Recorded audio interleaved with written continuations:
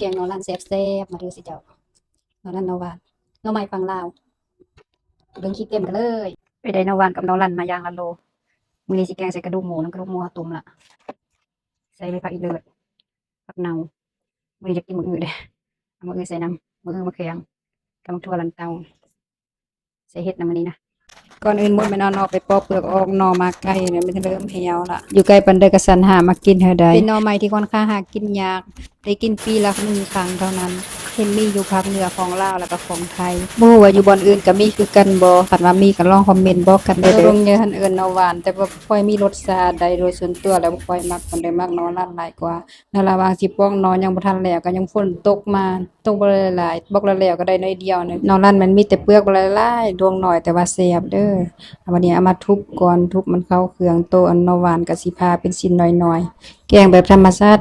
ติก็แซ่บเยี่ยมพอคันแม่นอยู่บ้านแกงนอกูนนอสะอุ้ยก็แห้งแซ่บแต่บ่ค่อยได้พาแนวนี้นะฤดูนี้คันมื้อลิ้นอยู่ลาวเหนือมันสิได้กินแกงนอจังซี่คันถ้าไผได้กินแล้วก็ลองคอมเมนต์บอกรสชาติเบิ่งเด้อคันถ้าไผยังบ่ได้กินก็อยากลองชิมเบิ่งก็ลองคอมเมนต์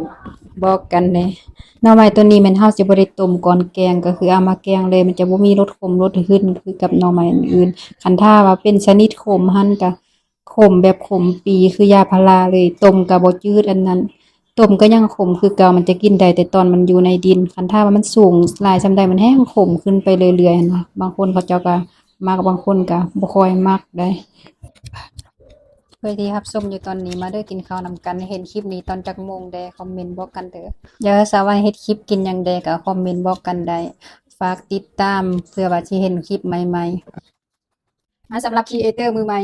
เอาขาตั้งกล้อง AI G335 Max ไปใส่เด้อ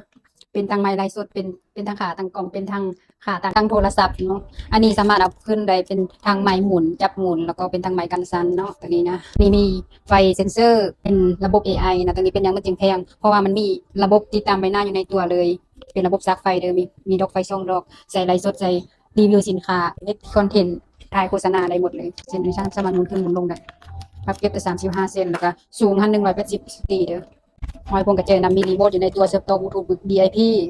จิ้มในตะกร้าหรือว่าคอมเมนต์ได้เด้อมีอยู่หน้าหาร